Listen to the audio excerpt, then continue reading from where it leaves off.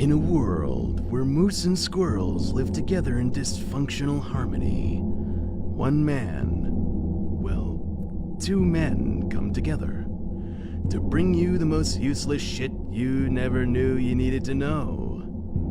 Welcome to the Moose and Squirrel Show.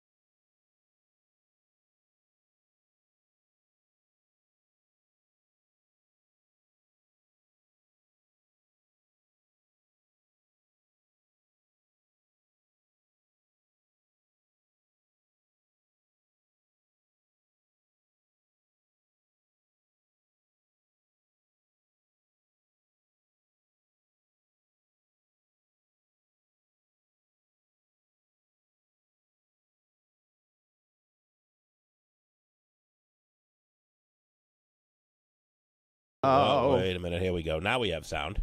Oh, Do we have sound now? How about now? Oh. Now it looks like we have sound.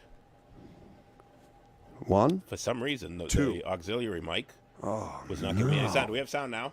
That means we didn't get to hear him sing. Oh, That would be no. almost fucking criminal. Want to start again? Do we have sound now, anybody? Bueller? Anybody? Bueller, do we have sound now? Can you hear me? Can you hear me now? Everyone's liking it, so now there's we must have sound. Well, we get two people that said no sound. My Aunt Dale. Hey, Auntie Dale. And Scratty Roddy. Nice to see you. Yes. We have sound. All right. All right. I got AIDS from loving you, baby. You got AIDS from loving me. That's what you missed because the microphones weren't working. I think you killed the microphone is what happened. Yeah. Like hair metal killed disco. Like I said. Like grunge killed hair metal. That's absolutely right. It was actually Jackal with that fucking chainsaw.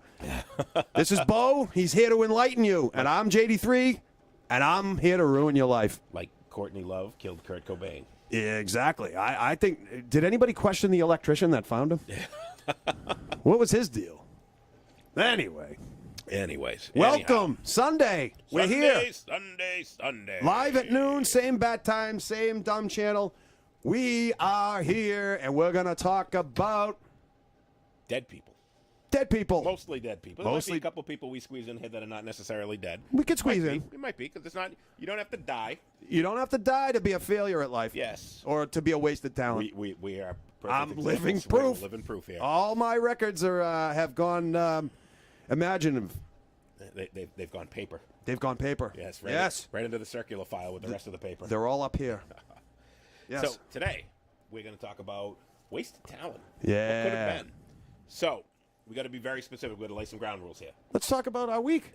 Oh, you want? All right. Before we get into episode 33 of the Moose and Squirrel Show. Holy shit, 33. 30 fucking 3, and that's not including the moose droppings, the squirrel nuts, and the trivia nights. That's just me and you and me. And We've done a whole Larry Bird here. yes. Wow. This is insane. Number 33. Who would have thought we would have got to 3, let alone 33?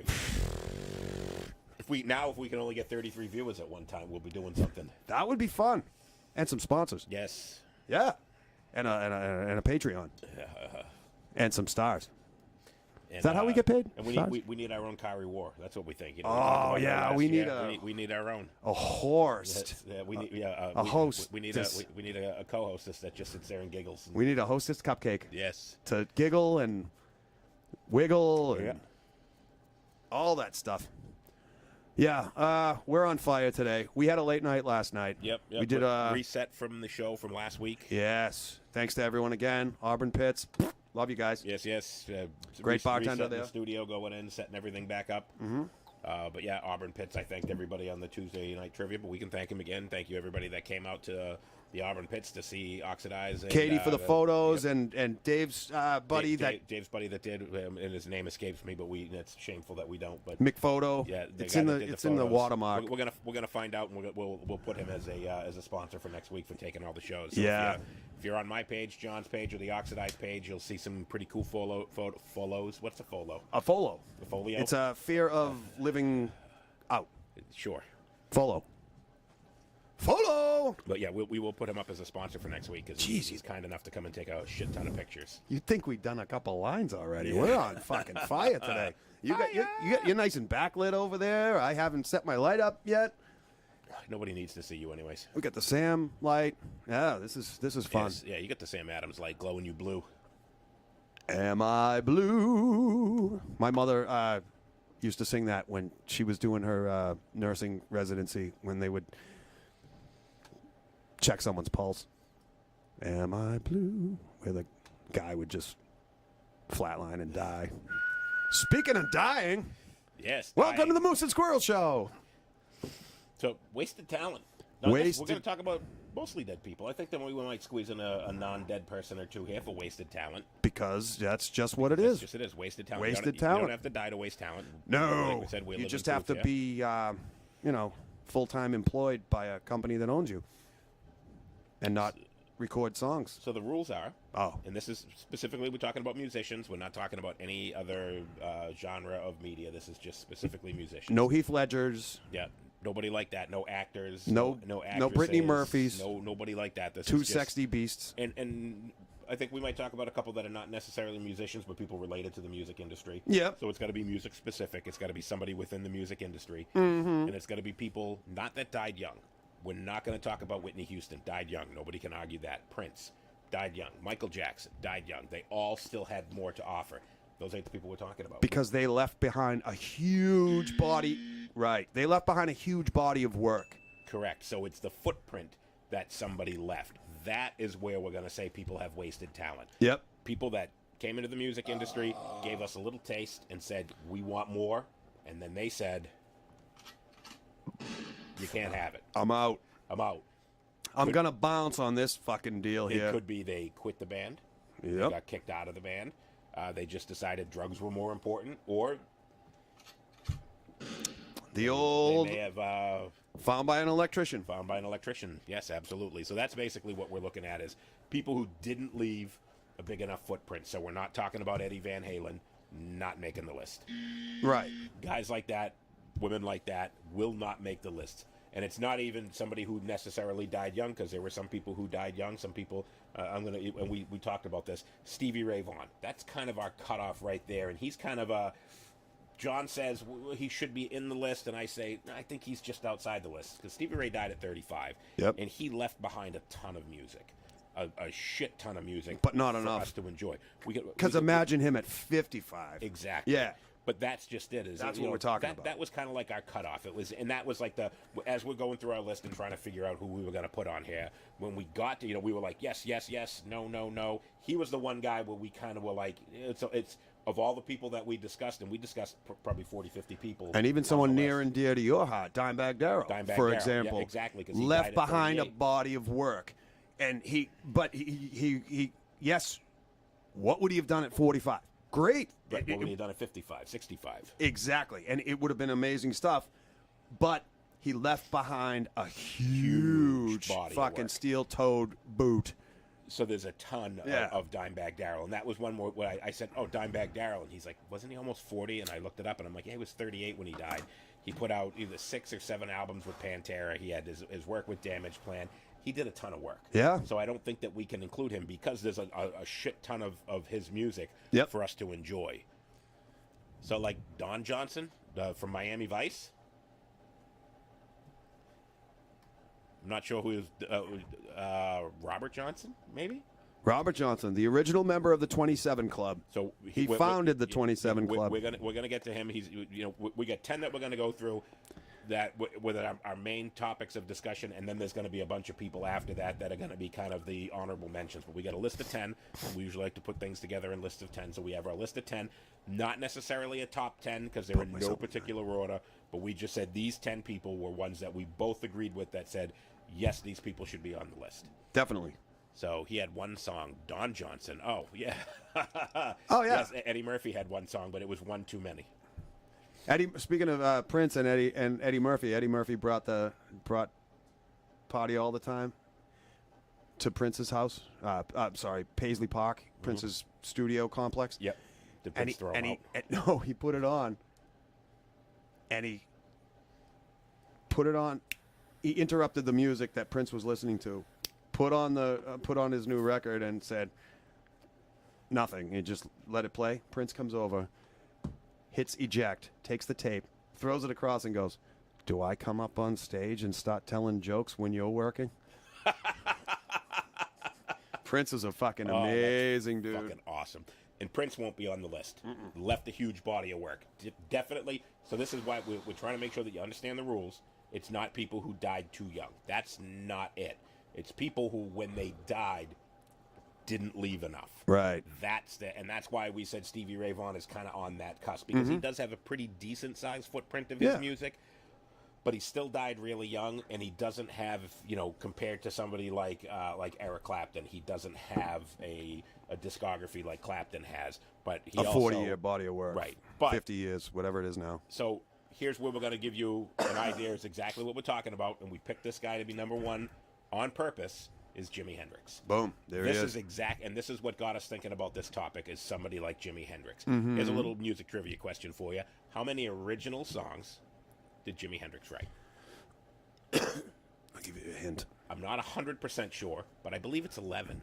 He only wrote 11 original songs. Now, he recorded probably 40 songs, but most of the songs that he recorded were cover songs, or he played guitar on somebody else's music. So when you look at the body of work for Jimi Hendrix, he's got nothing. He did some incredible work with Little Richard. Yeah, so he did a lot, but most of it was him working with another band. But what his own original body of work is so small, which is why I have a hard time whenever anybody says Jimi Hendrix is one of the top 10 guitarists of all time, 20 guitarists of all time. In most lists, he's in the top 3. Yeah. Can't put somebody that wrote fucking 11 songs as the top 3 guitarists of all time. I agree with you. I don't give a fuck if he wrote fucking a song like Cliffs of Dover and all 11 songs were that good. He's still not there. No, because he could have been like Guns N' Roses and put out one great album and then 5 albums of crap and dog shit from there on out. So you don't know. So Jimi Hendrix is the perfect example of this list that we're putting together. He died young, 27 years old. Yeah. And what could he have done? He may have completely faded away. He may have just faded into obscurity and been nothing. Yeah, you got the right when he died in 71, so right after that was the before disco, it was the boom of the singer-songwriters. The acoustic guys, and the Jim Croce's and the John Denvers and all those, and America and all that. And he could have gone that route. Dan Fogelberg. Met my old lover in the grocery store. The snow was falling Christmas Eve. I picked a booger from inside my nose and I wiped it on her sleeve. Oh, all right. So, welcome back to the Moose and Squirrel Show. This is exactly what we're talking about. Guys like Jimi Hendrix. And the next guy that we put on the list is another guy that's a perfect example. Do you want to say anything more about Hendrix? Or this sets the bar. This is what we're looking for, is guys like Jimi Hendrix. Yeah. This is the type of artist that we're looking for, because he didn't leave enough.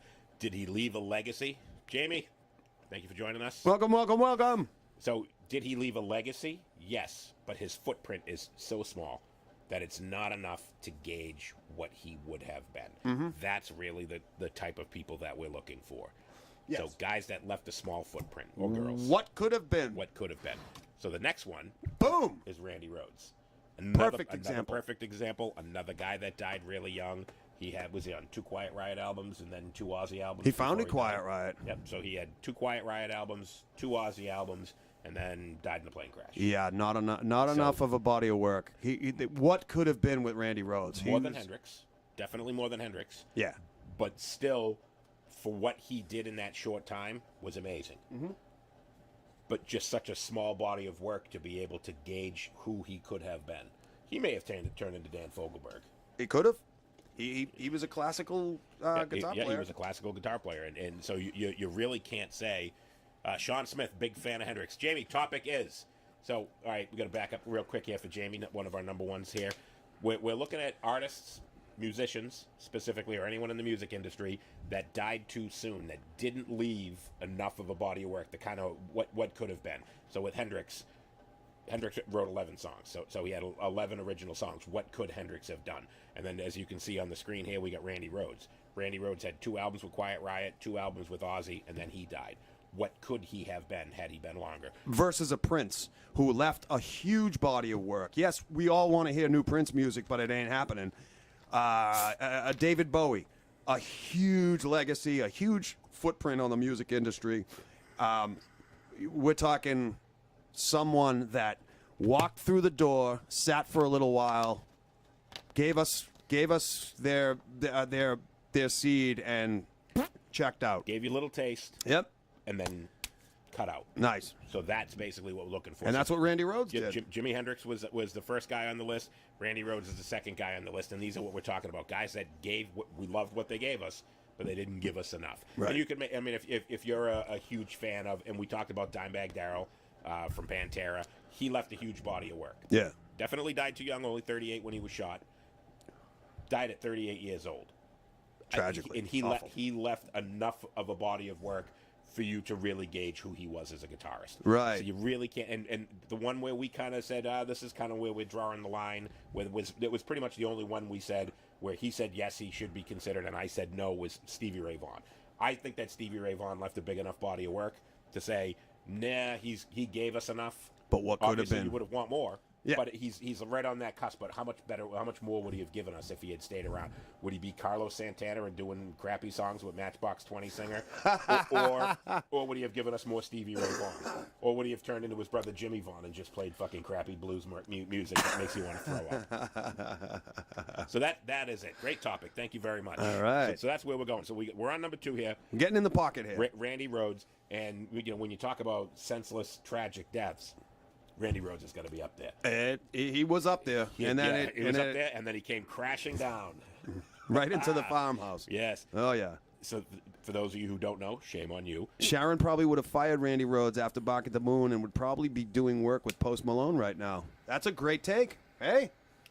Sharon had all of the purse strings, the bootstraps, the chains, and the ankle bracelets, and the nipple rings, all over Ozzy. All that crappy rock pop music that Ozzy's put out in the past 30 years, you can blame Sharon for all of that. That, to me, is the ultimate sin. Yeah. Yes. But Randy died in a plane crash, but not just any plane crash. Wasn't a plane that had an engine failure or hit some turbulence or something like that. It was a pilot high on coke. Yeah, so Randy had never been in a plane before. And I don't know, it was a friend of the band, friend of somebody's, said, hey, I'll take you in the plane. We'll take you off to the next show. And Randy said, fuck, I've never been in a plane before. Let's go. And as they were flying, they said, hey, that's Ozzy's tour bus. Let's buzz the tour bus. Bad idea. Buzzed the tour bus, lost control of the plane, and crashed into a farmhouse. And that's what killed Randy Rhoads. What could have been with Randy had that not happened to him? If he had said, fuck that, I'm not getting on that plane, like Stevie Ray Vaughan not getting in that helicopter, what could have been? How much more would Randy have given us? Could he have been the next Dan Fogelberg? Could have been. Could have. He be the next Joe Satriani? Could have. Could have been. He could have been surfing with the aliens. Could have been, absolutely. My sister told me when I first got a guitar, she said, if you ever get famous, remind me to never get in a plane with you. Because there's been so goddamn many. Why can't we get Post Malone into a plane? No shit. Can somebody... I'm kidding. No, you're not. No, I just saw his name. All right. Now we're going to get into some of the obvious ones. All Janis right. Joplin. Taken too soon by her own self-destruction. My... Another member of the 27 Yeah, Club. not a fan.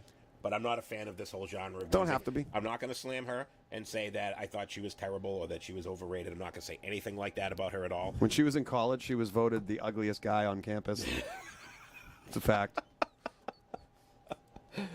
That doesn't surprise me. She left $10,000 in her will to have a going away party at the Lion's Den in San Francisco, I believe, and everybody showed up and partied their asses off and looked at pictures of her with her nipples sticking out. Like in this picture, that's why I picked it. It's a little cold out there. It's a good nip. We like a good nip here on the Moose and Squirrel Show. Absolutely. Yeah. So- Who doesn't like a good nip? Definitely drug overdose, correct? Yep. Died of a drug overdose. She's part of the 27 Club. Another fucked up childhood. Yeah, and another one that left such a small footprint of her own music. Very. She could have been the next Yoko Ono. She could have just been a great solo artist. She could have been the girl driving the car that Mark Bolan died in. Yep. Oh, that's all female drivers anyway. You don't No, know. I'm kidding. Women drivers, no survivors. You're welcome. We're kidding. I think Shannon Hoon and Blind Melon could have stood the test of time as a simple rock band. No Rain was the weakest song on that debut album.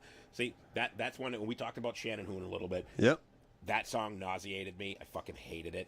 And it made me not want to listen to the rest of the album because I just assumed it was all crappy, sappy music like that. So Yep. the fact that they released that first made me just not want to listen to it. But we're gonna get to Shannon Hoon a little bit. And he missed the 27 Club by that much. Yes. But all right, so Janis Joplin. All right. Definitely for people who grew up with that like that hippie music. Yeah. If you were into the hippie music and that whole 70s culture stuff, Yep. and that's what you liked, then you would absolutely put her on the list. I'll put her on the list just because we don't know what she could have been, but I was never a fan of this whole genre. Don't like Jimi Hendrix either. Everybody can hate me for that, but It's all good. Not a fan. Just wasn't a fan of this whole genre of music. I mean, she had a banging voice, but it's like a Tom Waits. It's not for everybody. You got it's an acquired taste, as they say in show business. Yes. Like we're in.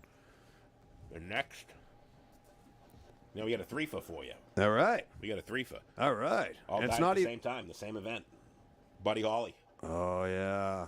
And you know what? The person that we really should have started this off with is actually this guy right here. Richie Valens died at 17 years old. His professional recording career, lasted 352 days. 17 years old. Yep, just over a year. 2 major hits, La Bamba and Donna. This guy was on his way. He really was. Jamie's not a fan of Janisina. I like him better. You had a strike against you for being his friend, but the fact that you were not a fan of Janis, I'll take that strike away. Now we're tied in the bottom of the ninth. Yeah, Richie Valens. This is the guy we really should have started the list with because the guy was 17 years old when he died. Robbed of his future. He had one album that he put out, Yep. two number one hits, and that, I mean, people know him mostly for La Bamba. Yep. Donna obviously was a hit for him as well. Definitely. But everybody knows La Bamba. And the cornfield in Iowa was also his last hit. Yes, as well as this guy right here, My man. the Big Bopper. And he wasn't even really a musician until he wrote Chantilly Lace. This is true. And he was just a guy. He was a DJ, was a radio DJ. wrote a Behind the song. scenes, he wrote one of George Jones's first hits, White Lightning. Yes. Go look that up. We can't put it on here because of licensing reasons, but go look up White Lightning. That was written by J.P. the Big Bopper Richardson. And those Hello, baby. all died in the same plane crash. Yep. So and you had the Big Bopper and Richie Valens were touring with Buddy Holly because Buddy Holly was the fucking hottest thing going at that point. That's right. He was. So all three of those guys. The Winter Dance Carnival Festival. Yeah, and the Don McLean song, "The Day the Music Died," was written about this. Yep. And you said there was another song. Eddie Cochran, rest in peace, wrote a song called 3 Stars. And he does a spoken word thing in between, and he talks about each one of them because Eddie Cochran was very good friends with Buddy Holly, and you can actually hear Eddie crying when he recorded this, and Eddie Cochran would be dead a year later at 21 years How old. did he die? Car crash in England. Car crash. Okay. Yeah, and Eddie Cochran, when you look back at the rock and roll era between, say, 55 and 62. Richard Blank's got a question for you. Did Richie get to Big Bopper his woman in high school before he started that corn harvest? This here the Big Bopper speaking. Richard LeBanc, that's what I like. So this is these three guys. I'll talk about Eddie Cochran later. Okay. But anyway. So these three guys kind of all fall into the same category. Buddy Holly was. They all fell into the same cornfield. Yeah, all into the same cornfield. Three guys died in a plane crash. Surf Ballroom, last gig, February 3rd, 1959. Yep. So definitely, Buddy Holly was one of those guys, just like Eddie Cochran, back in the original rock and roll era. Once they found out what these people were capable of, like, say, Elvis, for example. Elvis was, or became a puppet. Told what to sing, told who he's going to play with. They didn't allow his original band, Scotty Moore and Bill Black, they didn't allow them in the studio anymore. They hooked them up with the Jordanaires, the crooners. And here's what you're going to sing, here's what you're going to put out, blah, blah, blah, blah, blah.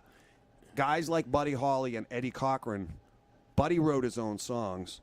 Eddie Cochran wrote his own songs. Eddie Cochran would sit behind the board and adjust sound and say, all right, I want that hi-hat loud on the pre-chorus. I want you to drop it back here. I want the saxophone player to play this. Here's what I want.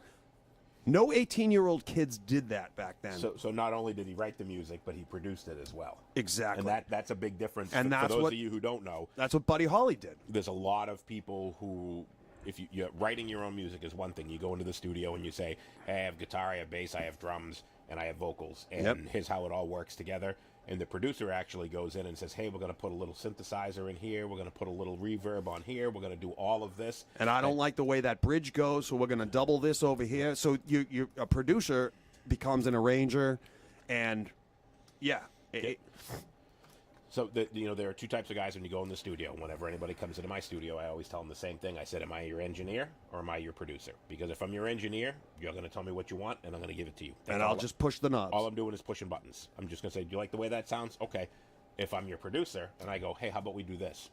And I change something a little bit, and I go, hey, let me get your amp a little bit. I'm going to change. And they go, oh, that sounds terrible. And I'm like, all right, let's record it this way. And we record it, and I play it back. And I'm like, sound better? And they go, yes. I said, okay, I'm officially your producer. I just changed what you're doing. A producer changes the song, bits and pieces, could even rewrite songs. You get like Bob Rock when Metallica came in on the Black Album. That album was so different from Metallica because Bob Rock was the producer on it, and in the past, Flemming Rasmussen was the producer, but Flemming Rasmussen was more of an engineer. He basically just went in and said, you guys come in and I'm going to give you the biggest sound that I can give you, but I'm not really going to give you any suggestions on how to change songs, write songs.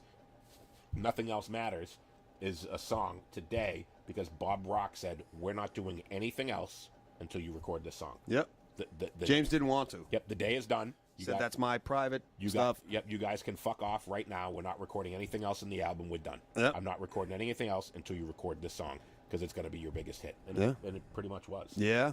It opened them up to a whole new group of fans. Yes. Right. So let's get back to these guys here. All right. So all three of them, definitely guys that did not leave enough. I mean, Richie Valens and the Big Bopper were, pretty much had one album each. Yeah. Buddy Holly had a little bit more, but still, only 22. Like 22 years yeah, old. he had so much more to give. He really, really did. And and they could have given us a lot more. And again, the Big Bopper could have been fucking 1950s Tony Basil and had fucking one hit and then disappeared and never been anything again. Right. Richie Valens could have been the next Elvis. He could have been as big as Elvis. This is true. But because those guys died when they did, you don't know what they could have been. But he was Mexican, so he would have been Elvis. The reason why no one can. Oh, sorry. Okay, go ahead. You, Rodney, you're absolutely right, and I will make one slight correction. He triples it, and you're absolutely. I know exactly what you're talking about. He triples it, and some of the scales he puts a half tone down or a half tone up. You're absolutely right. I'm so glad you said that. And that's the difference between a producer and an engineer. An engineer just and an artist. And yes. Him saying, no. Right, and that was, Run the tape back. I'm doing this over it. Randy said, I'm going to Yep. do it. I'm going to do it this way, and I'm going to do it multiple different ways. And I'm going to do it multiple different ways because of how I know it's going to sound when you play it back. And it sounds like nothing you've ever heard before, and that's what made Randy Rhoads amazing. And if you just go by a pure, if you had somebody that was just a flat out engineer, you would say, well, that's going to sound terrible. You're hitting different notes. Yeah. You can't do that. And he's like, no, because he was a musician and he knew, let's play this, let's record it. We're going to do the 3 tracks. Yep. And you're going to listen to it back on the 3 tracks. And then when you listen to it back, it said, well, that actually sounds fucking amazing. Yeah. That's like producer versus engineer. That's why when, I know you're probably going to shit in my mouth, Peter Criss wrote Beth. It was originally called Beck. And they said, "Oh, we don't want you to think you're singing about German beer. thinking about singing about Jeff Beck." Excuse me. Bob Ezrin. Didn't he write that song for Rod Stewart? No. He wrote it for his wife, who was named Lydia. No. What was a Kiss song that they wrote for Rod Stewart? Rodney, you're on the show. What's the Kiss song that they wrote for Rod Stewart? But anyways, continue with that. I Was Made for Loving You. No. I got AIDS from loving you, baby. Come on, Roddy, tell me, because I know you know the song, because you were the one that told me that. And when you listen to it, it sounds like a Rod Stewart song. He wrote it. He wrote it for Peter Criss to sing. He said, Paul Stanley challenged himself, and I quote, "I was listening to a lot of Rod Stewart on the radio, and I said, I can do that. So I wrote Hard Luck Woman in the style of Hard Maggie Luck Woman. May." Come on, Rodney. Yes, James Forbes. He's got it. Jamie's Yep. got it.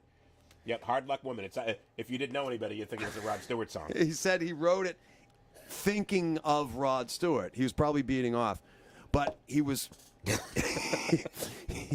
He said, Maggie May and the other one, You Wear It Well. He said, "Well, that's simple. I can do that because I'm sitting here in my hotel room with an acoustic guitar, and I can write that."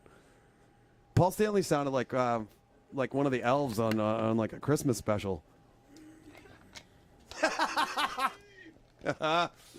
So anyway, Bob Ezrin, producer extraordinaire, took a little piece of shit thing that Peter Criss came in with and turned it into their biggest hit ever with strings and only Peter singing. And isn't it ironic that Kiss's biggest hit has no members of Kiss on it except for Peter Criss? Except for Peter Criss, yes. Yes. All right. Back to our list. Next guy. That is Bobby Fuller. All right. Bobby Fuller. Speaking of Buddy Holly, Yes. see him playing a Stratocaster right there? Bobby Fuller was the biggest fan of Buddy Holly, and when he got a record deal, he was basically a Buddy Holly impersonator. Him and I believe it was Bobby V, who took over the tour after the Surf Ballroom plane crash incident.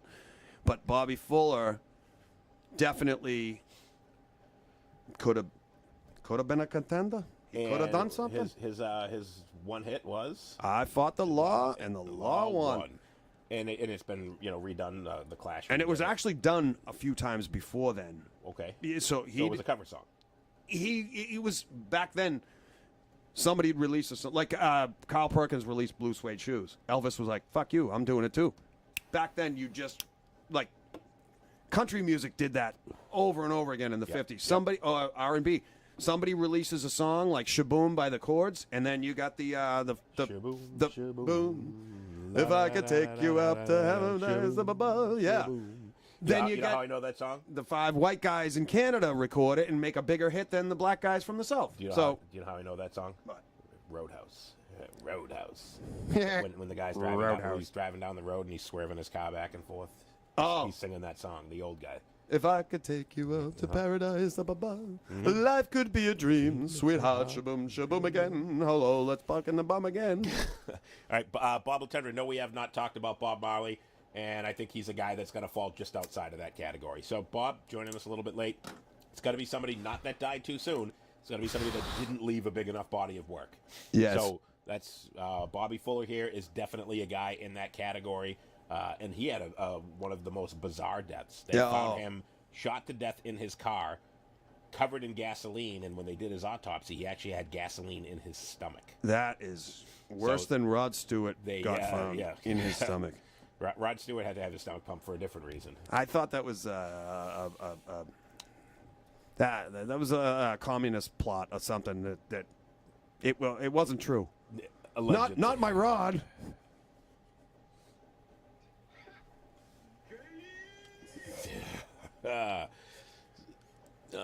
Bob had way too much laid down. Yeah, see that's just it. So somebody like Prince definitely died too young. Michael Jackson died young. Eddie Van Halen. Yeah. Guys like that, but they left a huge footprint. Guys that anyone that left a huge footprint can't be included. It's got to be people that didn't do enough. Yeah. So Bobby Fuller, one hit, and he was murdered. They think he was murdered maybe by his agent, maybe by his girlfriend. They over don't know. royalties and they found him in his car, shot in the chest, and when they completely covered in gasoline, and they found gasoline in his stomach. In so his they stomach. think when somebody poured the gasoline on him, he was still alive. They were going to burn him alive. Awful. And then they either couldn't get the gas to light or the matches to light or whatever, but they left him there that way. His manager had dealings with the mob. Yeah, so they think that it was, somebody was trying to shake him down, and he gave the big fuck you.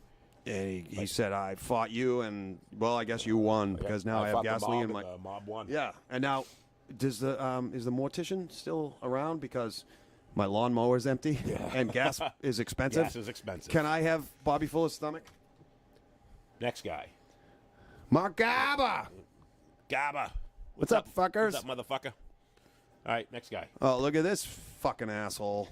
I can't even look at his face. I won't even look at his face. You won't even look at his face? No. You got to tell us who he is then. Because he, again... I won't even say his name. He's a piece of shit, and I'm glad he's dead. I'll tell you why. We here at the Moose and Squirrel Show, we joke a lot. We rib each other. We talk about this, that, and the other thing. And I'm not kink shaming here. This fucking asshole... If you and your partner... Really quick, because you won't say who he is, and most of the people probably don't know who he is. If you and your partner like to do a little kinky stuff... Brian Jones. Rolling Stones. If you like to do a little kinky stuff behind closed doors and everybody's consensual, that's the word we're looking for here, consensual, go nuts. I don't give a shit.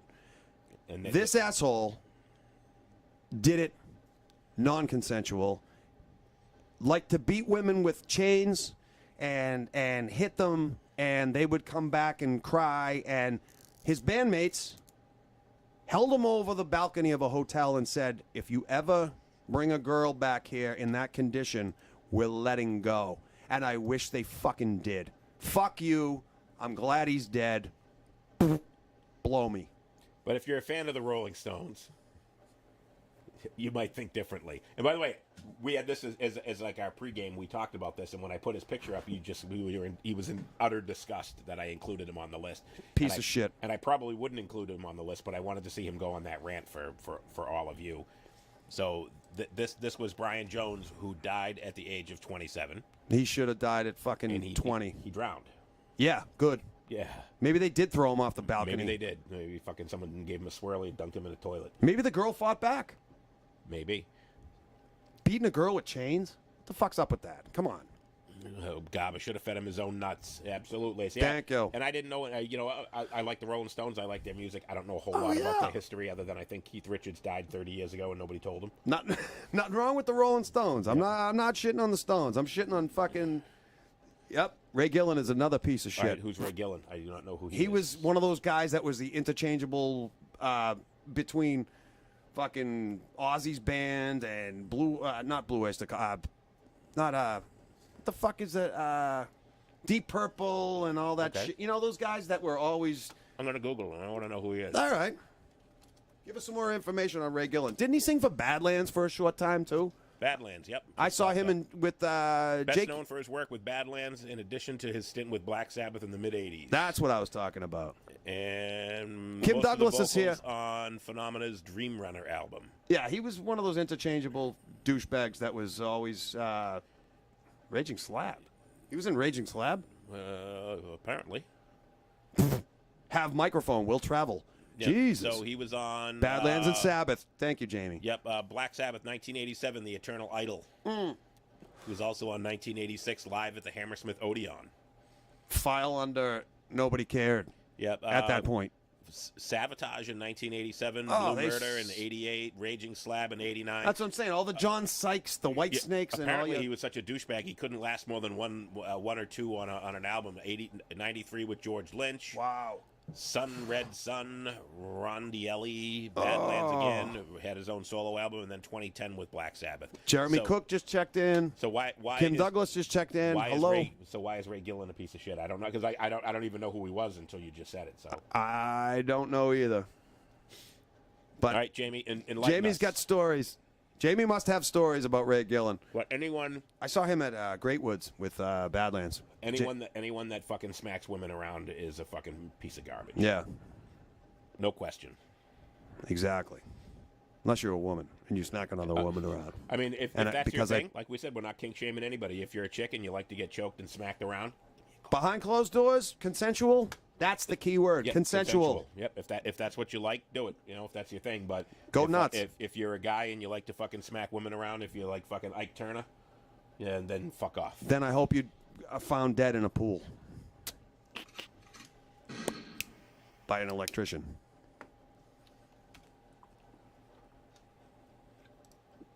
Jeremy just joined, and he's probably like hearing my rant, and then hearing if you like to beat women, we're like, whoa, Yeah, I thought we were having some afternoon fun here on a Sunday.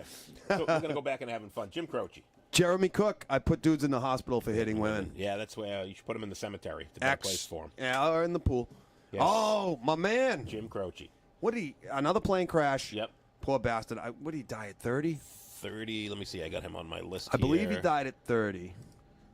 He has a son, and his son. Jim Croce. His Where's son Jim plays- Croce? Yep, 30. January 10th, 1943 to September 20th, 1973 in a That's plane right. crash. I was 6 months old. No, 4 months old. Yeah, he. Now another one. Like we never mentioned, Hank Williams died at 29, way too young. Left behind a huge body of work, influenced everybody that plays music today, whether you want to admit it or not, or whether you even know it or not. Jim Croce left behind a big body of work, but only 30 years old. Like we said, on the cusp. Yep, on the cusp. Definitely one of those guys where it was. He had such a fucking songwriter's brain. He was like a dictionary, a storybook. He was like a fucking library of words and emotion and music. And I can't say enough about the guy. He left behind a huge body of work that's very, very influential and timeless. But man, it's as though that's a guy that you'd say, what would he be like at 50 right. years old? Fucking A, man. No doubt about it. He blows me away. And you know, he was that folk rock kind of guy. Yeah. But even like the Singer-songwriter. But even like those folk rocks, you know, he had some like a Big Bad Leroy Brown, Don't Mess Around with Jim. He had something some to say. Great fucking tunes that, you know, for that folky kind of stuff was more almost like you could kind of see those songs even being like more like towards heavy metal. You Absolutely. could see those songs being more of that because they had that little bit of that energy to them, even for for a folk guy that wasn't writing shitty songs like Dan Fogelberg. Yeah, and one of the I'm gonna continue last to shoot shit on Dan Fogelberg for the entire fucking show just because I can. and one of his last songs that he recorded was "Time in a Bottle." Time in a Bottle, awesome too. And that's how I picture life. He says, the quote, "But there never seems to be enough time to do the things you want to do once you find them." Mm-hmm. He had just finally settled down with his wife. They found a house, and she's always saying, "Oh, you're always off touring. You're doing this." He's like, "Well, I got to make money. I got to do this. This is what I do." They found a place, and he said, "I'm going to stop my crazy touring life. Yep. I'm going to settle down a little bit." And he goes and fucking dies. So you did a cover of "I Got a Name" with Jamie Forbes? I did.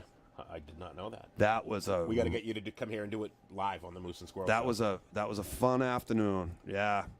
He Great played acoustic bass.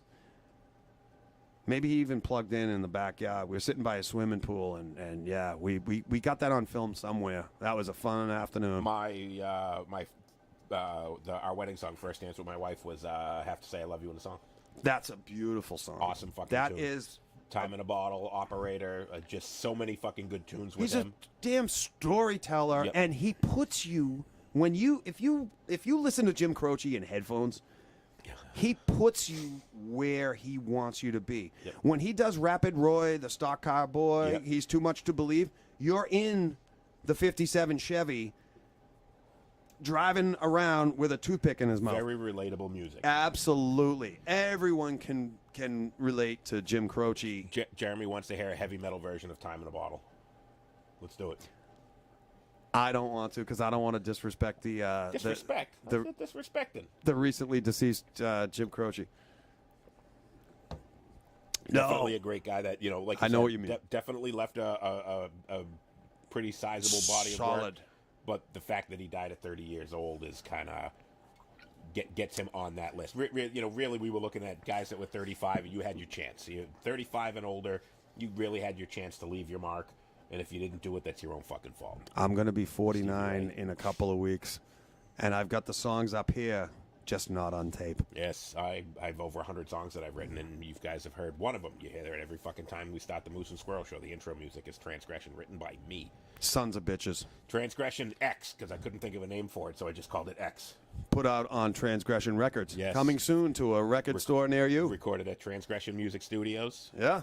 right here in Derry, New Hampshire, right where we are today. This is the inside of Transgression Music Studios. Which we will be in Transgression Studios very soon because, like we've been saying all winter, as soon as it gets warm, we're going back the fuck out. We're going back to the recording studio. We're in the bar area. This is in the basement of Transgression Studios, and then the studio itself is right We're in next the door. south wing. Yes. Oh, the north wing. The north wing. The yes. north wing of Transgression Actually, Studios. this is bar- this is the north wing. the Yeah, bar that's at the the north south. wing. That's the south. This is the north. Yes, Yeah. you are correct. Fun. All right. Sam Cooke, Oh, another guy man. with a fucked up death. Yeah, Another guy that definitely his voice is, soothing. oh, man. Love a Sam Cooke. So Sam Cooke And he was so many hits. was doing lines and banging a hooker, and went to the bathroom. Cut right to the chase. Cut right to the chase. Nice. I'll tell you how he died. Let's not talk about his music. No, let's not talk about his music. Let's talk All about right. how he died. Bring it on We'll home get to that. me. So he was with a hooker in a hotel room, and I believe in Biloxi, Mississippi. Could be wrong on that one, but it was somewhere in the south. And went to the bathroom, and when he came out, the hooker was gone with his wallet. It was pouring rain out. He grabbed his raincoat. He was wearing tighty whities, and he put on one boot, and he ran out to try and find her. And he ran into the office of the to the hotel that he was staying at, and a black man in Biloxi, Mississippi, running in with a raincoat, tighty whities, And one boot. got himself shot by the hotel owner because he thought he was on drugs and was crazed and was trying to rob him. So when the guy ran in and started screaming, he got fucking a shotgun blast to the chest, and that was the end of Sam Cooke. Son of a bitch. But another guy, tons of great. This was one of the guys, the musicians that I listened to because my dad liked Sam Cooke. Listened to a lot of Sam Cooke, and just way too. He was 30 something, I think. Sam Yeah, Cooke. and he Well, let me find Sam Cooke. Bob on my Dylan list. had a huge influence on him, and I will Sam tell Cooke, 33, December 11th, 1964. unreal. Bob Dylan had a huge influence on him because Sam Cooke's last huge hit was Change Is Gonna Come. And Bob Dylan wrote Blowing in the Wind. When all of that early 60s, the civil rights and all that bullshit Yep. was happening, Bob Dylan wrote The Answer, My Friends, is Blowing in the Wind.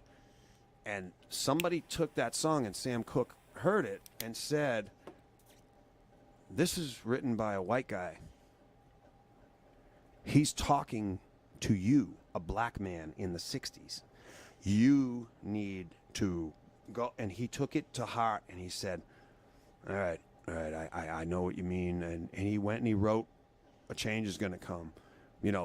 Don't come down here. The trouble, that kind of lyric, which was touchy for everyone back then.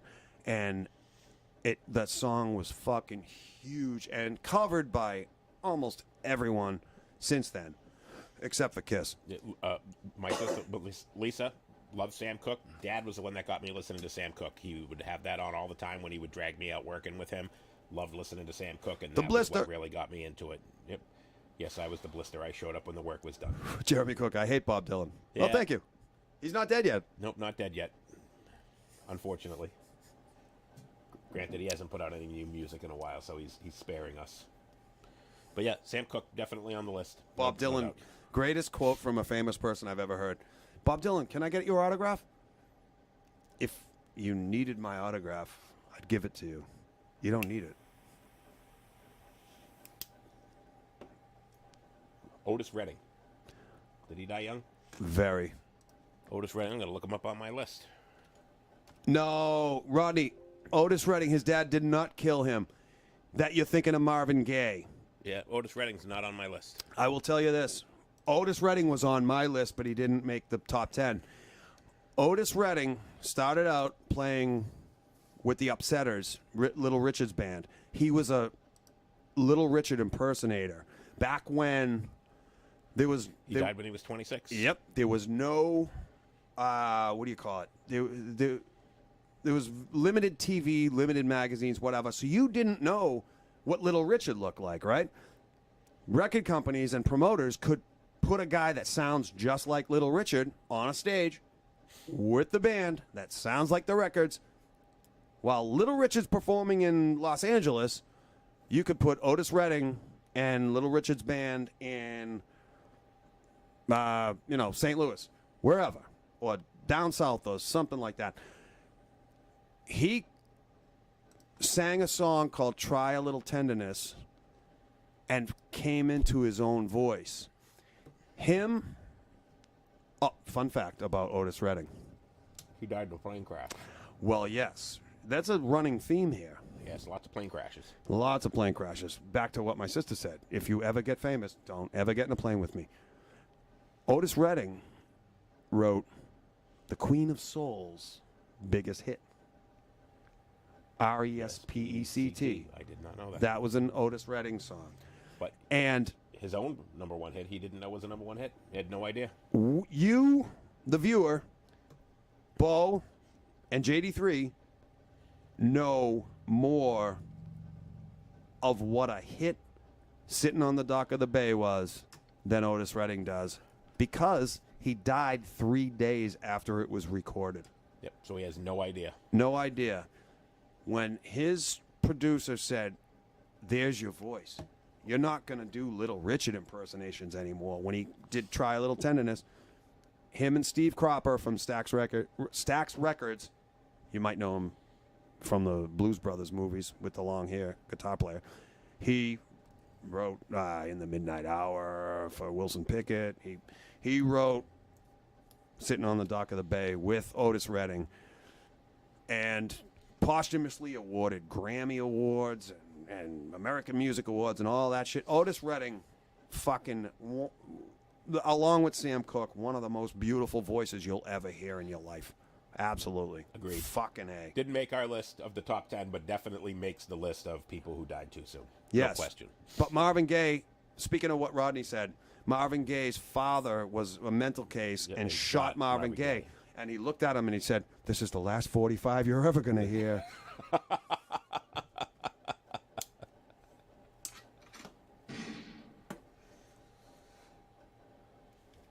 Sitting in the morning sun. And if you didn't think this guy was going to be on the list, you've obviously not watched 1 second of our show ever. This guy, this was the guy that made me come up with the idea to say, who didn't give us enough? This guy. This Cliff guy. Burton. He is arguable and argumentative and whatever. People, there Karen are LaBelle people. loves Otis Redding, by the way. Karen LaBelle, thank you.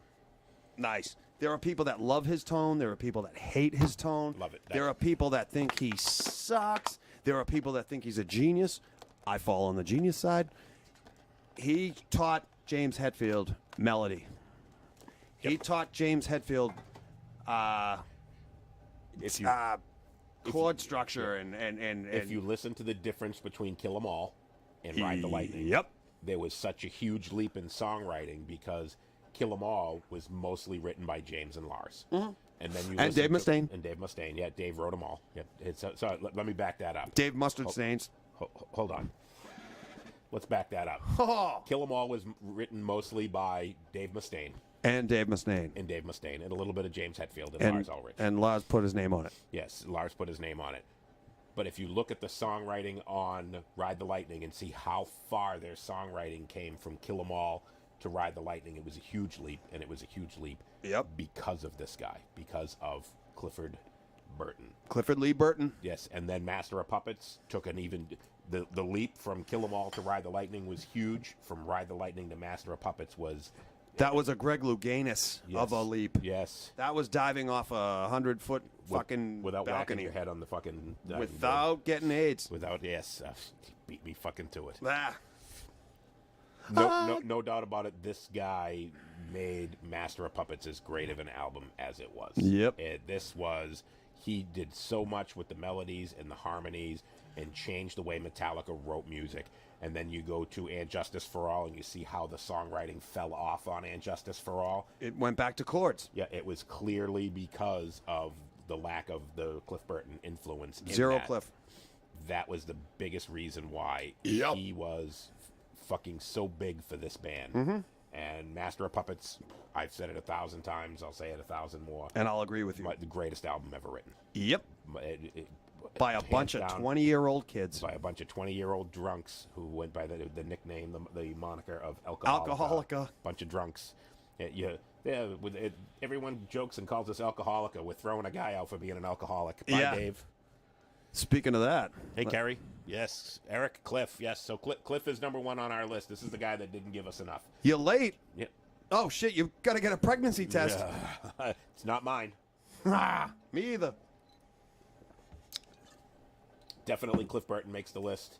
Absolutely. Died in a bus crash. Not a plane crash, but a bus crash. Yeah. And the story, I think I've told it on the show before, but so on the bus, they were in Sweden, and they had just finished a show, and they were going from one show to the next, and there was one bunk that was like the bunk that everybody wanted to sleep in. So every night, they would draw cards to see who got that bunk.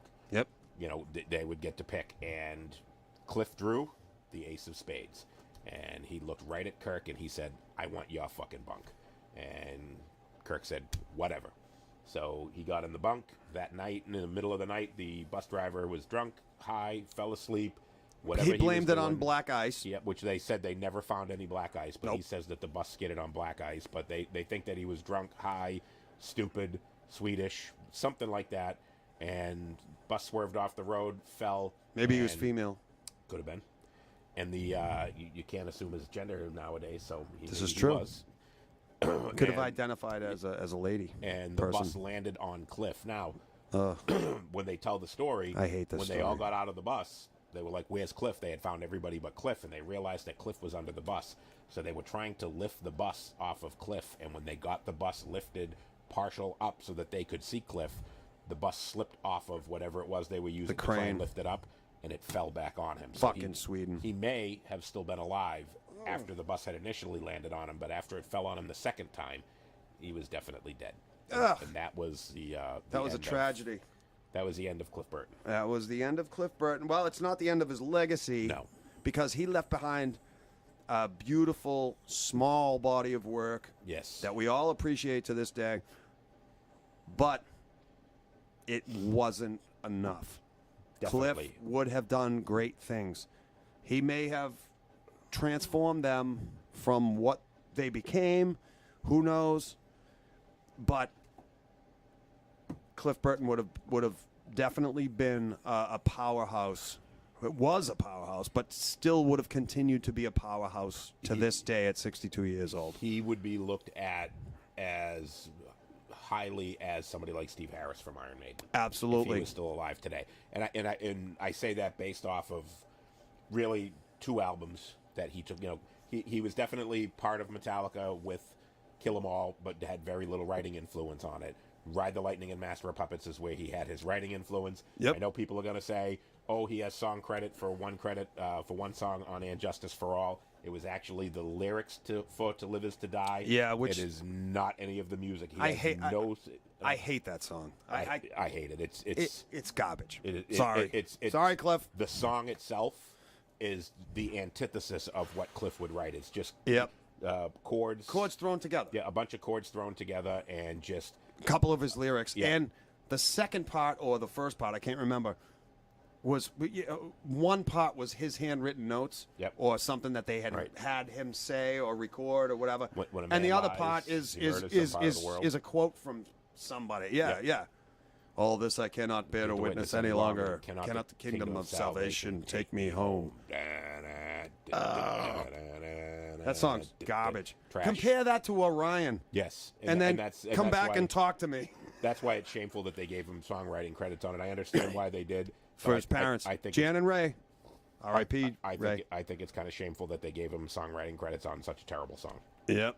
Because I know if he was still alive, I'm pretty sure he would have said, "Nah, you can leave me off that one. Yeah, he would have said, "Fuck is this? Fucking this garbage. That's would've like gone- Kill 'Em All cheesy 3 chords. Take that fucking thing Yeah. and shove it up your dick hole." Abso-motherfucking Absolutely.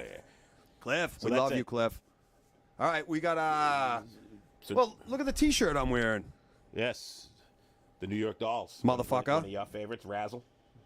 No, No, that was Razzle Hanoi on Rocks. Oh yes, I'm sorry. The New York Getting Dolls. those two shitty bands confused. I'm sorry. Everybody- Shame on me. Everybody in the Dolls right now is dead except for David Johansen. But Buster Poindexter. me mind on fire, me soul on fire, feeling hot, hot, hot. Because it's fucking 89 degrees here in Derry, New Hampshire. That's a fucking terrible song. I know you love David Johansen, but that's a fucking terrible song. Oh, what to do on a night like this? It, All right. it ranks right up there with the Macarena. Oh, that song about a woman, a guy goes off and serves in the military, and the girl's having a threesome with his friends. That's what the Macarena is about. Yes, it is. Yep. But anyway, New York Dolls. They're all dead except David Johansen. Speaking of wasted talent, the New York Dolls in 1972 or 73, I can't remember, they went to London to open for The Faces, fronted by Rod Stewart. Guitar player was Ron Wood. They were born out of the Small Faces. Billy Mercia, their original drummer before Jerry Nolan took over, was out partying, had a little too much of this, too much of that. This is before the New York Dolls' first album came out.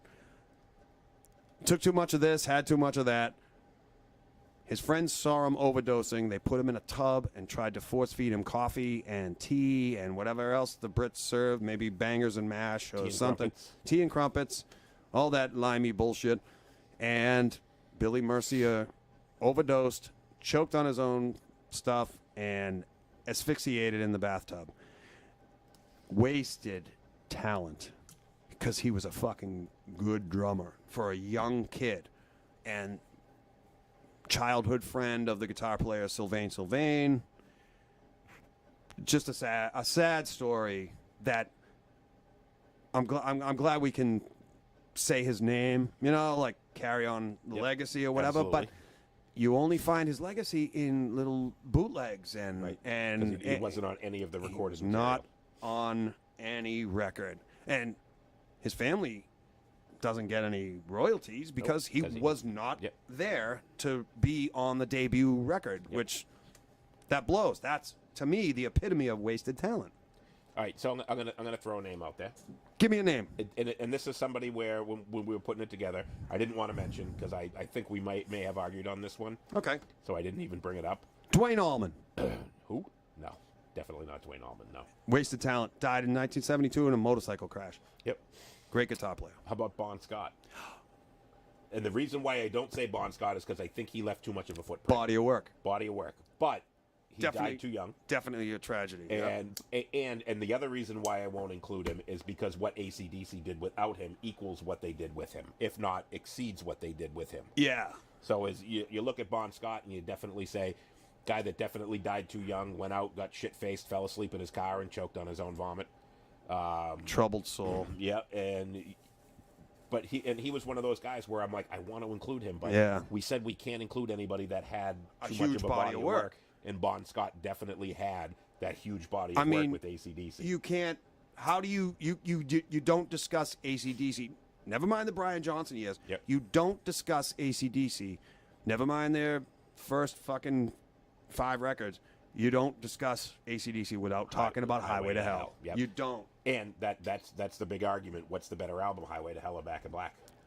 The more popular one is obviously Back in Black. It's one of the greatest selling albums of all time. Right. I think that Highway to Hell is a better album. It's got.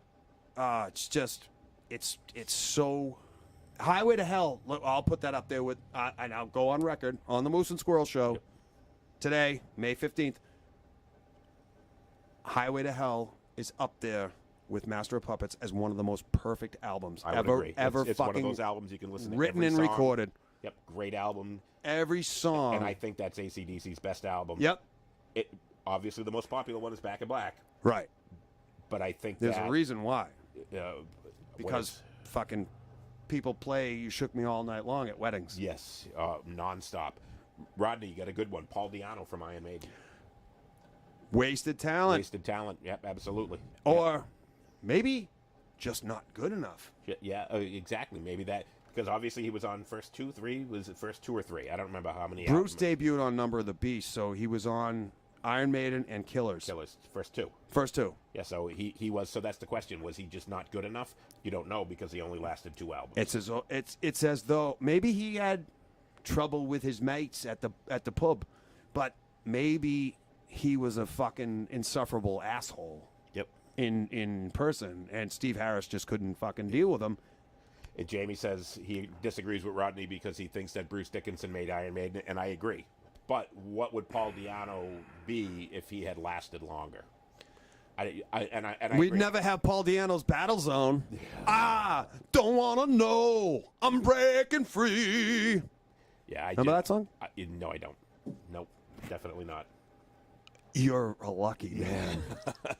But Paul Di'Anno is one of those guys, and it's another one. So I'm going to give you another one that's close. That Pete Best from the Beatles. Yep. Boom. But you can't say wasted talent because you look what the Beatles did after that. Would the Beatles have been the Beatles if they had kept Pete Best as their drummer? Probably not. Probably not. So Because you can say Ringo's- that was probably a good thing that he left the band. Ringo Starr has been said to have the best fucking timekeeper timing ever. All right, Karen LaBelle, why do you think so many people in music start doing drugs to which they OD? You know what a lot of it is? I honestly believe a lot of it is just the lifestyle. It's people want to fit in, and they want to fit in with that lifestyle, and a lot of them do a lot of the drugs because you're on the road for 300 days out of the year, and you really don't have much else to do. You're on a bus. What are you going to do? You're sitting on a fucking bus with a bunch of fucking people. People start fucking drinking beers, start smoking pot, start popping pills, and a lot of these guys started taking pills because Yep. they all the back pain and knee pain and everything. You see Yep. a lot of the bands jumping around on stage and bouncing around, and you end up with all kinds of health issues. Keith Moon's a perfect example of Yeah, that. he self-medicated himself. Yeah, and he was a lunatic to begin with, but this is his doctor's report. Keith Moon's average day: wake up at 6 a.m., bangers and eggs, sausage and eggs, a glass of champagne, a half a bottle of brandy, take some downers, take a nap from 10 a.m. to 5 p.m., wake up, That's a nap. take some uppers and some speed pills, have some champagne, a half a bottle of brandy, and go out clubbing. Come home at 4 in the morning. Lather, rinse, repeat. That's Keith Moon's life. And it's crazy because you look at somebody like Lemmy Kilmister, lived to be fucking in his 70s. Yep. Lemmy was heroin and Jack Whiskey. Daniels. Yep. Lemmy admitted, he said, when I get up in the morning, before my feet touch the floor, I light up a fucking cigarette. And he would always, when he went to bed at night, he would put a fresh bottle of Jack Daniels on his nightstand before he went to bed. And when he woke up in the morning and he sat up in bed, he would light up a fucking cigarette, crack the bottle of Jack Daniels and take his first sip before his feet hit the floor. And he said he had been doing that since he was in his 20s, and he died when he was 70. Yep. Heroin and Jack Daniels, and the guy fucking lived to be in his fucking 70s. That's right. Keith Richards is still alive. Yeah, I was going to say, Keith Richards got up there doing, kids, don't do drugs. He might be... Keith, we can't do drugs because you've done them all. Yes. You want to get high? When Keith Richards dies, smoke his ashes. That's the this ultimate is true. fucking high. I wonder how much of that, in now that he's, pushing 80 years old, I wonder how much of that is now just hype, Mm-hmm. That yeah, he did drugs. I mean, fucking Steven Tyler did a lot of drugs, and Joe Perry did a lot of drugs in the 70s. Yes, Keith Richards did, but you got to wonder how much, like, you guys, you got a reputation to protect. Don't ever say you're sober. I'm going to give you the perfect example of that is a guy like Nikki Sixx. Nikki Sixx has the reputation he has in the music industry for being a fucking total fucking junk box. I died Whiskey and heroin, yeah. I died 4 times, and that's like, whenever you hear people talk about him, they go, oh yeah, he fucking OD'd and he still had the needle in his arm. They threw him in a dumpster. They should have fucking left him there. There's a reason why publicity, and there's a reason why publicists are paid a lot of money. Yep. It's to perpetuate this vision of what the fans think of you. The Beatles were told, Yep.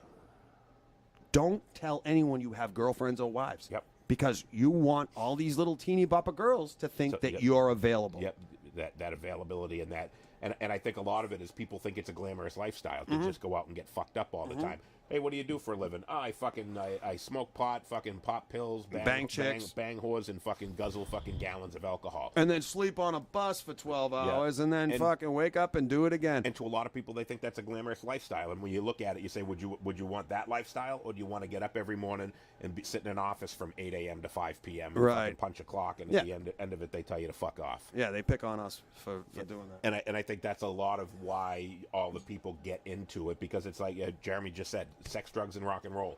And that lifestyle just was so glamorous to people. Johnny Thunders from the Dolls, perfect example. Heroin. They just all love it, and that's just it. I see people that do heroin, and it's just like, it's not like people don't know. You know what's going to happen. You know if you fucking stick that needle in your arm, what your life is going to become, and people still make that conscious decision to say, yeah, I want to do that. I want to fucking do that, knowing that it is probably a pretty good chance. It's a death sentence. 80% plus chance that if you do fucking stick that needle in your arm, that you're gonna fucking end up getting, you're gonna die from it. It's a death sentence. It's gonna fucking kill you, and people fucking do it anyways. It's just right. Holy fucking shit. How fucking great must that fucking feeling be for people to fucking take that step and say, I want to do it. I never got it. I was a musician for many years. I love my booze. I love my beer. I love drinking. Never did it to excess. And I would see all the guys around me doing lines, popping pills, crushing stuff and snorting it. And I was just like, give me another beer and get the fuck away from me. I was in a band. I just wanted the booze, and that was it. Me too. And I was in a band years ago. I won't say the name, and I won't name the members, but we were practicing in a undisclosed rehearsal place. And a couple of nefarious characters would come hanging around from other bands and started bringing crack around. Yeah. And a couple guys in my old band, this is a true story, by the way, started smoking crack. One of them, thankfully, did his little stint with the crack, stopped. The other one, Crack is whack. Not so much. Got fucking hooked. I want to say... I think I know the gentleman that you're talking about. I want to say... Do I? No. I'm not going to mention his name. You're not talking about him? No. No, okay. Oh, no, that was heroin okay, from Los Angeles. Yes. Yeah, imported and taxed and tariffed. It had to go through Lou. Big Lou. Yeah, but I've had close friends that have... The heroin, the crack, and all that fucking bullshit, and it never appealed to me. Yes, I love reading a good autobiography from somebody, or a good biography on a dead rock star or something. Yeah, they lived a life. Yeah, they did this. Oh, I don't remember decades of my life. I don't know. It's all fucking horseshit. Yep.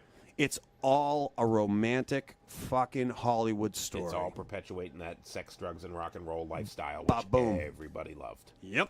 Ace Frehley is a perfect example of that. drugs, alcohol. Fucking, I did this, I did that. Hey, you know what I did? I forget the 80s. I don't remember anything about that. It was fun, but I've been sober for 9 years now. It's all publicity. It's to get in the magazines. It's all. When I was in Transgression, that was the one rule that we always had in the band. We would never allow anybody in the band that did anything other than smoke pot and drink beer. That was it. You could do alcohol was fine, pot was fine. Anything other than that was forbidden in the band. And we were like, listen, this is about the music and not. I mean, we played thrash metal, so it wasn't like we were in it for the chicks. That was for fucking certain. We were in it for the music and nothing else. Eric's on here. Eric Testa, former bass player for Transgression. Ratio of women to say a Bon Jovi show to women to thrash metal show. Yeah, the biggest boobs come to a thrash metal show. Yes, seriously, yes. It's true. I've seen it. Yep. But it just we were not about the sex and drugs. We were about the thrash metal, the burnout lifestyle, and that was just it. Right?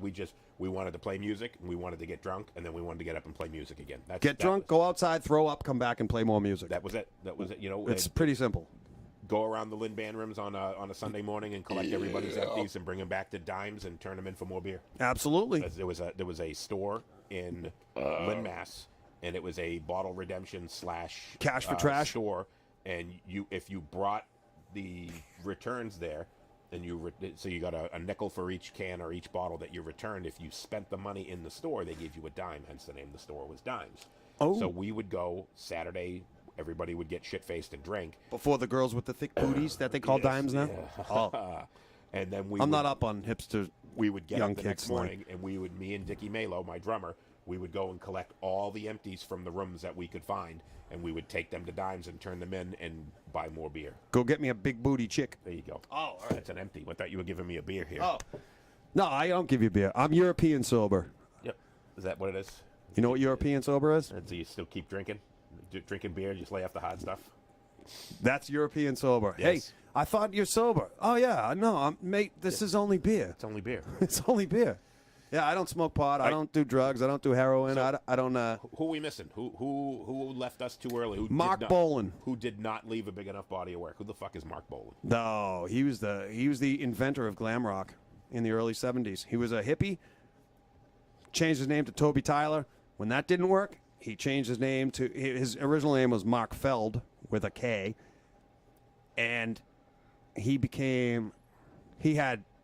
was more concerned with looking at himself in the mirror with a guitar on him, but he had a decent body of work. Him and David Bowie were friends. David Bowie obviously went into the stratosphere, no pun intended, with his glam, whatever. Mark Bolan shot for the moon, had a bunch of hits in England, not so much in America, fucking fizzled out and died in a car crash with his girlfriend, Motown singer Gloria Jones, driving. He was killed instantly in a Mini Cooper. So that's how it ends. And that's what you get for driving a Mini Cooper. And there are quotes from him saying, this isn't all going to last. None of this is real. And I'm paraphrasing, by the way, because he's dead and he can't correct me. None of this is real. It could all end tomorrow. Oh, do you mean your career? No, I mean life. Yeah. So he knew the end was coming. I think people that are going to die young, I think they know it's coming. That's what I believe. Anyway. How about Karen Carpenter? Karen Carpenter is one of the most soothing voices I've ever heard in my life. It reminds me of childhood, having the AM radio on while your parents go into the grocery store and leave you in the car alone as a child in the 70s.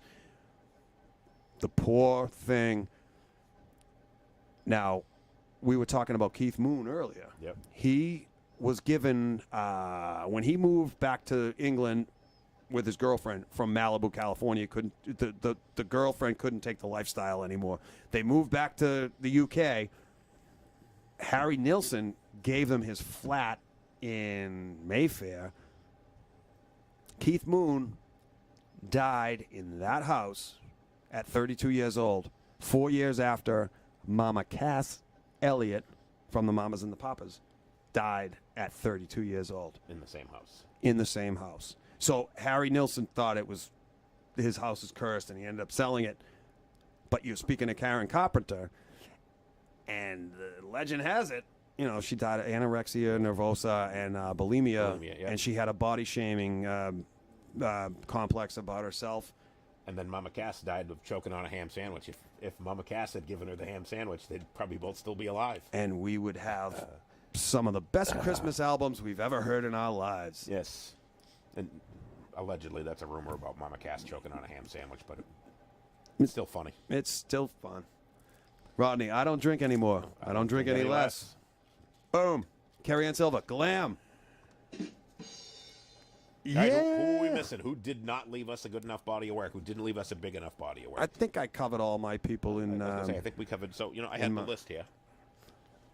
Cliff. Look at Cliff. Let me go back to the top here. All right, we had Richie Valens. We're not going to do anybody that has Lil in their name or any of those people. No X-Tentations or whatever the fuck. No, none of those guys. Sid Vicious. See, here's the thing. We call this episode Wasted Talent. Yes, and he Sid Vicious didn't have any talent. Nope. He was put in there because Johnny Bravo, you fit the suit. You fit the suit.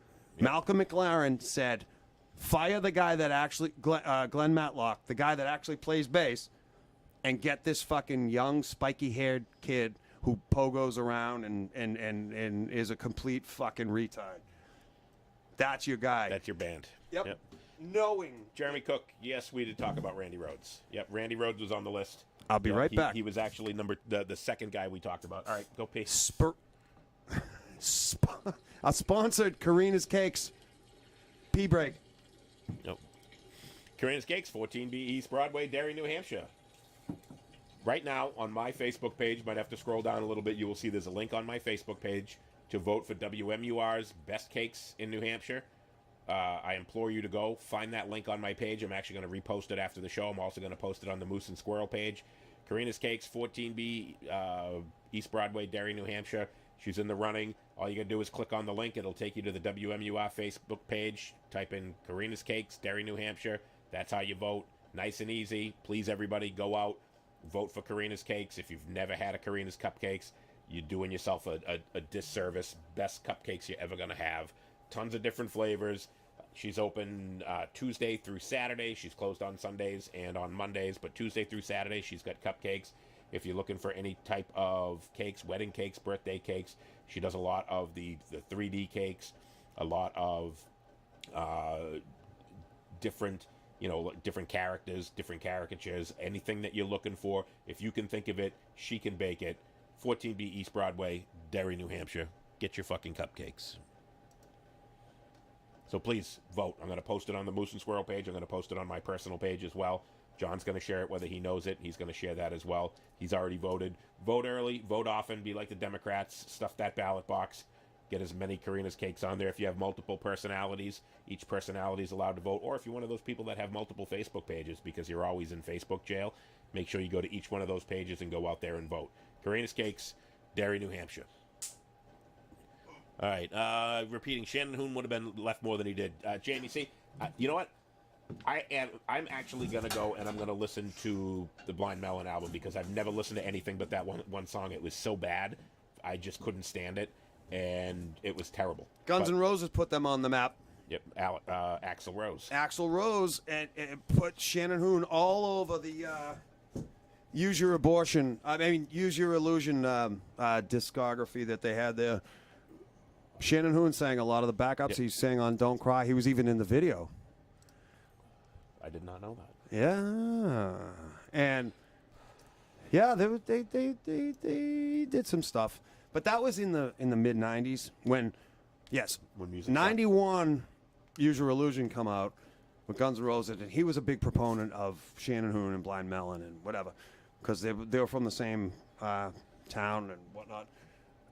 But when that debut happened, the Blind Melon album, it was like, oh wow, this is the guy that this guy's been hyping up. Yep. You know, much like Sebastian Bach using that kid in the 18 in Life video Yep. that played Ricky because he was a young boy and he Yep. had a heart of That's stone.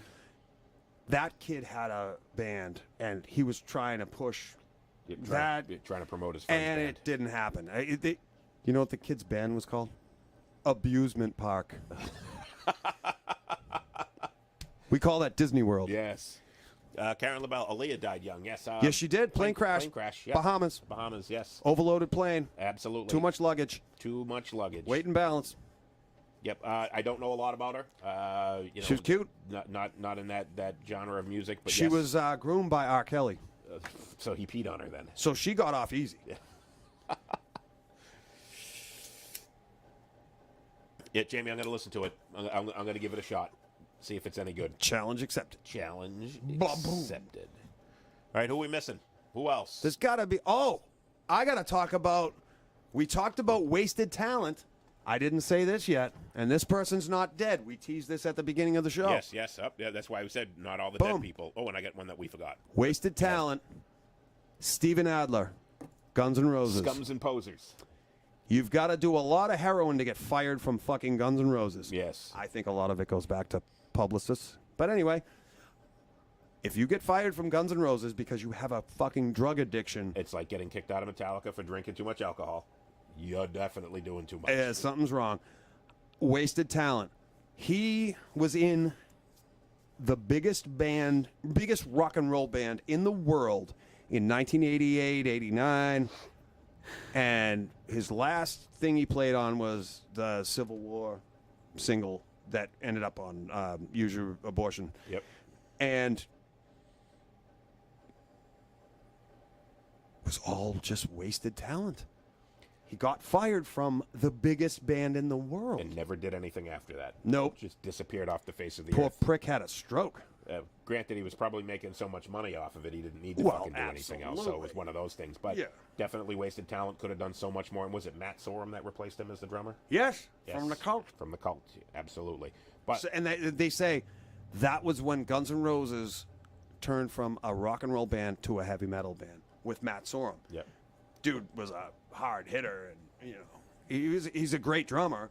Not taking anything away from him, but holy shit, they lost that swagger that they had. That fucking I don't know that They lost their grittiness, is what it that was. je ne sais quoi. Oh, they turned into a multi-million selling fucking Garbage band. on the cover of People magazine and all that shit. Whatever. One that we forgot we had talked about earlier, Selena. Oh in the yeah, pop star. tragic story. She had the J-Lo booty before J-Lo. Mm-hmm. Oh, beautiful. I don't know much about her music. I know that her Tejana. the woman who was the manager of her fan club was stealing money from the fan club. That's Selena right. approached her and said, "Hey, I know that you're stealing money. I'm going to report you." And the woman said, "Hey, meet me tomorrow morning. We'll talk." And the woman shot her 3 times. Jamie, they lost this. Oh, sorry to interrupt you. No, that's They okay. lost their sleaze. That's right. They became polished and perfected. Appetite for Destruction was a dirty goddamn record. But yes, Selena. Sorry to interrupt you. And one that I can't believe that nobody has mentioned yet, and we only need to play the sound. Kurt Cobain. Kurt, go boom. Yes, and that again, everybody, no surprise to anybody not a fan of that genre. Don't like the music, didn't like it. But for anybody that was a fan and anyone that liked the band, they would definitely put him in that category. Absolutely. And I will say, as the devil's advocate here, for the millions of fans that they had, he was a genius. Mm-hmm. Not to me, not to whatever, but I can see why people fucking loved the guy. Yes. He was number one, right off the bat. First thing you see when you see him, he's a good-looking dude. Like, seriously. Well, I'm objective. I have no qualms saying it. He was a good-looking dude. He wrote great songs for the genre. I'm talking about for his millions of fans. Not me specifically. Okay. I'm being objective. It's not my cup of jizz. Now I can't even get through it. I love having the buttons. But anyway, Kurt Cobain, yeah, he left behind a solid body of work and a solid body of human. But I didn't like it. yeah, me either. But I can see why people fucking revere the dude. I agree with you. It was the kids in high school. It came out basically right around my senior year of high school, 1991, was when they just became absolutely huge. And it was mostly the kids that gravitated Jeremy, towards he it. only had one shot. He only had one hit, but boom. Did not miss your chance to blow. It came out then, and most of the kids that gravitated to it were all the kids that wanted to play in bands Yep. that just weren't good enough. That's right. And that's why they gravitated it, because it was such a And they simple didn't- form of music, and it was just easy. And they didn't look good in leather pants and velvet jackets like I did. With big hair. Yep. Yeah, and that's why everybody went to their grandmother's sweaters and flannel shirts and shopped at Goodwill. Karen LaBelle, Janis Joplin, yep, she was on our list. We talked about her earlier. Yep, great nipples. Yep. Yep, she had a nice, let's see, where was she? She was early in the list. Yeah, for anybody Janis joining us Joplin, late, yes. you missed a bunch of my great impressions. Yeah, so really quick, for those of you who joined us late, we started with Jimi Hendrix. Boom, We went to Randy Rhoads. boom, Janis Joplin. nipple. Buddy Holly. Yep, Richie Valens. yep, The Big Bopper. all three. Bobby Fuller. Yep, Brian Jones. Was it Brian? Is it Brian Jones? yep. Yeah, okay. He who shall not be named. Yes. Jim Croce. Sam Cooke. And Clifford Burton. Clifford Lee Burton. That was the list of the ones that we went through specifically. Yeah, baby. Those were the ones that, the list that we put together for the show, but we've talked about a lot of others. And Another could be said. Jamie might debate this with me because he was fired for proper reasons. Wasted talent. Peter Criss from Kiss was fired for being a fucking irritating cunt and a drug addict and uncooperative prick and whatever. yeah, that's like putting Phil Rudd up there, though. But then We're he talking never talent. never Never did anything after that. never really recovered from being fired from Kiss. But we said talent, so much like we can't put Sid Vicious on there, can we really put Peter Criss on there? Yeah. Was he a great drummer? But who really is a great drummer? Dave Rosado. Dave Destructo, Now, the king of the wild frontier. Patsy Cline, Oh, Plane Crash. definitely a wasted talent. She should have been. I would love to have seen what she had done. What an amazing voice she had. Yeah. Oh, Another pop star, Lisa Lopez from TLC. Killed in a car crash Yep, in in a car accident. Yep. in Bahrain, Yeah, it was somewhere in the Bermuda, yep, Bogota, somewhere Colombia. Nope, not Colombia. Oh, it's What about Steve Clark from Def Leppard? But Drank- again, we said, drank himself to death. yeah, Def. Steve Clark, definitely. We talked about Karen Carpenter, Mama Cass, Minnie Riperton, breast cancer, died at 32. That's a shame. And anyone that knows me knows I love playing Minnie Riperton. Loving you. is easy 'cause you're beautiful. Now, you And know the why I like pot saying- where they hit her clit, Yeah. and she goes, ah! Yep. Whenever I go to any of the bars in town here in Derry, and somebody is playing either incessantly playing country music Or Godsmack. or incessantly playing hardcore rap, I will interrupt them with Minnie Riperton. I will jump right into the jukebox and I'll play it like 3 times in a row. And I only do it in places that I know the bar staff, and I will say, do me a favor, I played this song, don't skip it. It's going to play 3 times in a row. If you're going to make me listen to fucking Toby Keith, I'm going to make you listen to Minnie Riperton Loving You 3 times in a row. Yep. We said Karen, Ricky Nelson, not sure his age though. He died in a plane crash in like '86.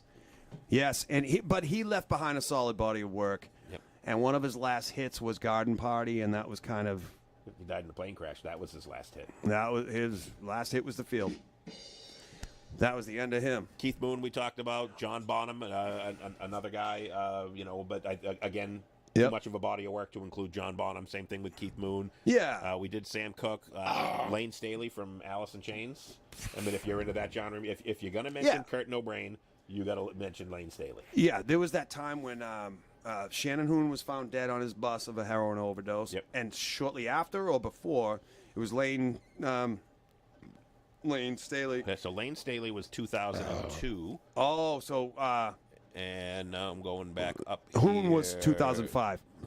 Let's see if you are correct. Boom. Where is he? Shannon Hoon. He was 27, wasn't he? 25. Yeah, he was 28. 28? 95.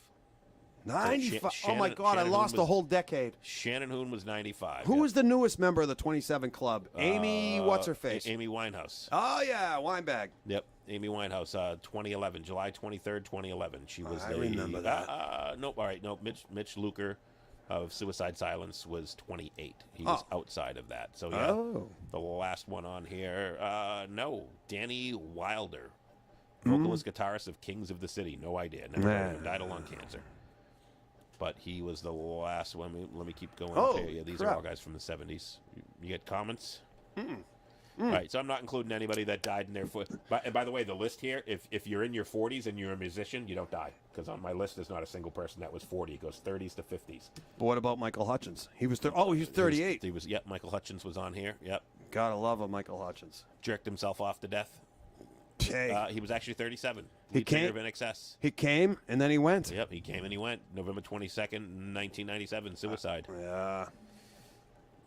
Yeah, but see, look, in the 40s, nobody. And then 50s, we're not including Michael Jackson, too much of a body of work, Joe Strummer from The Clash, and those guys lived into their 50s. All of the Ramones. Yes. We could put Joey Ramone, because we're sad about his death, in April of 2001. But he had 17, 18, 19 albums. I mean, dude too much left of a- his fucking mark. Chester Bennington. Fuck him.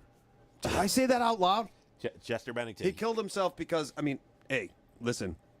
If you're feeling down, call your local suicide hotline. I'm Yes. not joking. I don't want to make light of that because suicide's no fucking joke. But Chester Bennington killed himself on fucking Chris Cornell's birthday. Yep, because Chris Cornell killed himself. Right. So that would be another guy that would definitely make the list. Chris Cornell and Chester Bennington. You could include them both. Yeah. Like, they were like best friends. And Yep. And like I said, no. If and- you're feeling fucking down. And we would be remiss to not mention Jason Flood, seeing when we're talking about suicide. Right. Jason Flood, Derry Doug, frequent member of the show. Musician. Yep, helped set us up with, he does the pizza stock. He's been on the show before. Jason Flood, his son, committed suicide. He was a musician, played guitar, sang. Athlete. Yep, absolutely. And, we would be remiss to not mention him on the show. Absolutely. Absolutely. And no joking about that one. Nope. We'll joke about everybody else, but not him. Yep.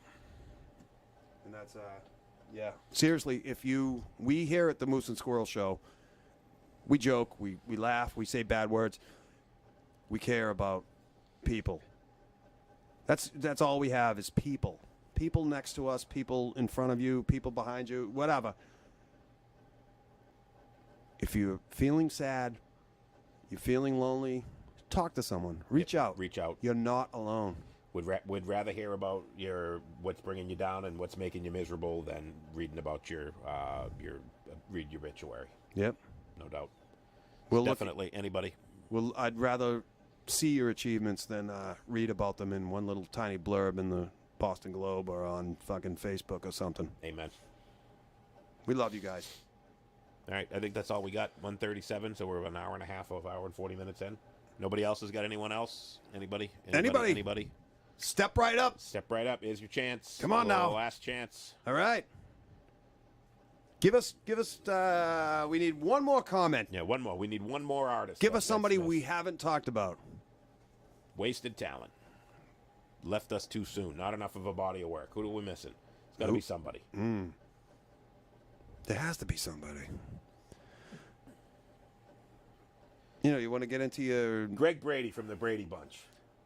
What could he have been if he had stayed Johnny Bravo? Johnny Bravo. He fit the suit, man. We hardly knew ye. Jeez. All right, if they got nothing else, then we're going to sign off here. I hate signing off. That means I got to go do yard work and shit. I did my yard work this morning, but I got more to do. You think it's all just fucking wine, beer, cigars, and roses and shit? Chicks and guns and fire trucks. Show business is no fucking joke, people. We're